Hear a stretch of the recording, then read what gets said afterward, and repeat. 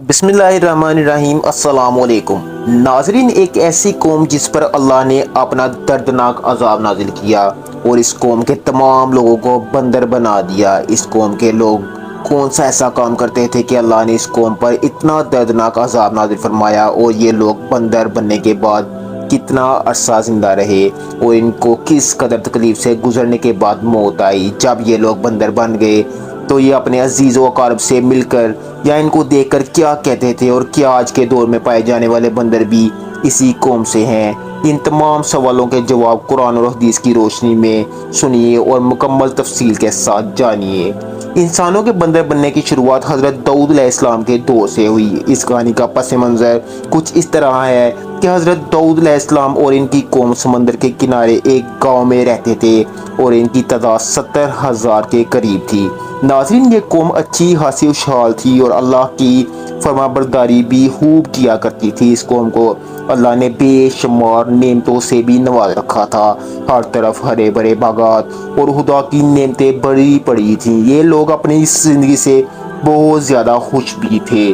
حضرت داؤد علیہ السلام کی قوم چونکہ سمندر کے قریب رہتی تھی تو اللہ کی ان پر خاص کرم نوازی تھی کہ سمندر کے اس کنارے پر مچھلیوں کی بھی ایک خاصی مقدار آیا کرتی تھی، جن کا یہ لوگ شکار کیا کرتے اور کاروبار بھی کرتے تھے۔ اسی وجہ سے ان کی زندگی کافی زیادہ حد تک خوشحال تھی۔ جب یہ قوم اللہ کی نعمتوں سے خوشحال ہو گئی تو بھٹکنا شروع ہو گئی۔ انہوں نے خدا کی نافرمانی کرنا شروع کر دی اور طرح طرح کے گناہ ان کا معمول بننے لگے۔ چنانچہ اس کے بعد خدا نے بھی ان کا امتحان لینا چاہا۔ اللہ نے حضرت داؤد علیہ السلام کو وحی بھیجی کہ اپنی قوم سے کہو وہ ہفتہ کے روز شکار کرنا بند کر دے۔ اس طرح خدا نے حضرت داؤد علیہ السلام کی اس قوم پر ہفتہ کے روز مچھلیوں کا شکار حرام قرار دے دیا، اور پھر یہاں سے اس قوم کی بربادی کی شروعات ہو گئی۔ ناظرین، حضرت داؤد علیہ السلام نے اپنی قوم کو بتایا کہ اللہ نے ہفتے والے دن مچھلیوں کی شکار پر پابندی لگا دی ہے اور یہ تمہارے لیے حرام بھی ہے۔ تو یہ لوگ بہت ہی زیادہ پریشان ہو گئے اور آپس میں سر جوڑ کر بیٹھ گئے، کیونکہ ہفتے کا دن ہی وہ واحد دن تھا جب کنارے پر مچھلیاں بہت زیادہ مقدار میں آیا کرتی تھی اور ان کو آسانی سے پکڑا بھی جا سکتا تھا، جب باقی دنوں میں مچھلیاں نہ ہونے کے برابر ہوتی اور ان کے مال میں کمی کا سبب بھی بنتی۔ اس قوم کا گزر بسر چونکہ مچھلیوں کے شکار پر تھا، اسی وجہ سے خدا کا حکم سن کر یہ قوم پریشان ہو گئی، لیکن یہ لوگ نہیں جانتے تھے کہ یہ تو خدا کی طرف سے محض ایک امتحان ہے۔ پھر ایک دن ایسا بھی ہوا کہ شیطان نے ان کو وسوسہ ڈالنا شروع کر دیا کہ کیوں نہ سمندر سے چھوٹی چھوٹی نالیاں بنا کر ان کے آگے بڑے حوض بنا لیے جائیں۔ جب ہفتے کو مچھلیاں زیادہ تعداد میں آئیں گی تو وہ ان نالیوں سے ہوتی ہوئی اس جگہ پہنچ جائیں گی اور ان نالیوں کو بند کر دیا جائے گا۔ بعد میں اتوار کو ان مچھلیوں کو پکڑ لیا جائے گا۔ شیطان نے اس قوم کو ایسا ورگلایا کہ ہفتے کے دن ہم شکار بھی نہ کریں اور مچھلیاں بھی ہاتھ آ جائیں گی۔ بہت سے لوگوں کو یہ مشورہ بہتر بھی لگا۔ ناظرین، انہوں نے یہ سب کرنا شروع کر دیا۔ سمندر سے بہت سی نالیاں نکال کر حوض بنائے گئے۔ ہفتہ کے روز کافی مچھلیاں ان نالیوں سے گزر کر حوضوں میں داخل بھی ہو گئیں، اور اس قوم کے بدبخت لوگوں کو شیطان کا یہ مشورہ بہت پسند آیا۔ لیکن اس قوم کے لوگوں نے یہ بالکل نہ سوچا کہ جب مچھلیاں اس طریقے سے ان حوضوں میں قید ہو گئی تو یہ شکار کرنا ہی ہو گیا، اور یہ ہفتہ کے روز کو ہی ہوا جس کو خدا نے حرام قرار دے دیا تھا۔ اس کے بعد ان لوگوں کے 3 گروہ بن گئے۔ کچھ لوگ ایسے تھے جو اس روز شکار سے منع کرتے تھے اور ناراض ہو کر اس کام سے دور رہے، اور کچھ لوگ اس کام کو دل سے برا جاننے کے باوجود چپ رہے اور شکار نہ کیا، اور نہ ہی شکار کرنے سے منع کرتے تھے، بلکہ یہ لوگ منع کرنے والے لوگوں سے بھی کہا کرتے کہ تم ایسے لوگوں کو نصیحت کرتے ہو جن کو خدا ان قریب عذاب میں مبتلا کر دے گا۔ اور اسی قوم میں سے ایک گروہ ایسا بھی تھا جنہوں نے خدا کے اس حکم کی نافرمانی کی اور شیطان کی بات کو مان کر کھلم کھلا ہفتے کے روز شکار کرتے رہے۔ یہ لوگ ہفتہ کے دن شکار کر کے مچھلی کھایا کرتے اور اس کو بیچا بھی کرتے۔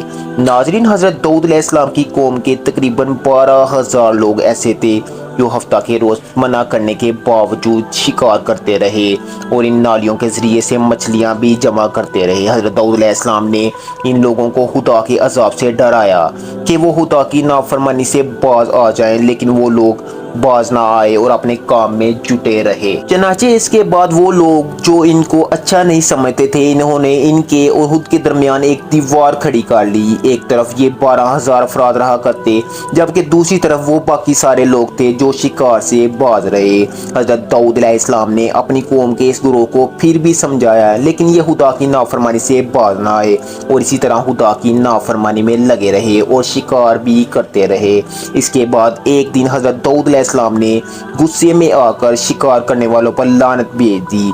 इसका असर ये हुआ कि एक दिन इन बदबख्तों में से कोई भी घर से बाहर ना निकला। ये मंजर देखने के बाद कुछ लोग इनकी दीवारों पर चढ़ गए ताकि पता चल सके कि ये लोग किन हालात में हैं। जब इन लोगों ने दीवार के इस पार देखा तो वो सब के सब बंदर की सूरत में बदल गए थे।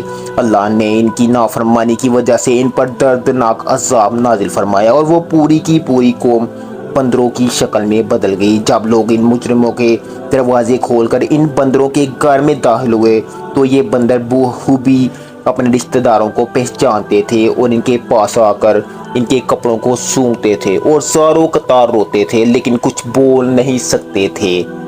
खुदा की नाफरमानी करने वाले इन लोगों की तादाद 12,000 थी। ये 12,000 लोगों ने अल्लाह की नाफरमानी की तो अल्लाह ने इनको बंदर बना दिया है। इसका जिक्र कुरान पाक में भी कुछ इस तरह है कि तुम में से कुछ लोगों ने हफ्ता के रोज़ सरकशी की तो हमने हुक्म दिया कि हो जाओ तुम बंदर दुत्कारे हुए। इस तरह हज़रत दाऊद अलैहिस्सलाम की कौम का ये ग्रोह बंदरों की शक्ल में बदल गया। नाज़रीन, इसके बाद ये लोग 3 दिन तक जिंदा रहे। इस दौरान ये लोग ना कुछ खा सकते और ना ही पी सकते, बल्कि यूं ही भूखे प्यासे सब के सब हलाक हो गए और बाकी के लोग जो इस काम से बाज रहे इनको खुदा ने सलामत रखा और इसका अजर भी दिया।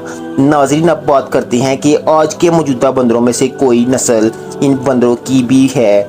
इसके मतलब एक रवायत में आता है कि हज़रत अब्दुल्ला बिन मसूद रज़ी अल्लाह तआला अन्हु से रवायत है कि नबी पाक सल्लल्लाहु अलैहि वसल्लम से किसी फर्द ने सवाल किया कि आज के बंदर क्या हज़रत दाऊद अलैहिस्सलाम की नस्ल में से हैं, तो नबी पाक सल्लल्लाहु अलैहि वसल्लम ने इरशाद फरमाया कि खुदा जब भी किसी कौम पर अज़ाब भेजता है तो ये अज़ाब सिर्फ इसी कौम के लिए होता है जिन पर वो अज़ाब नाजिल हुआ था। फिर इसके बाद खुदा ने इनको ख़त्म कर दिया और इनकी नस्ल आगे नहीं बढ़ती।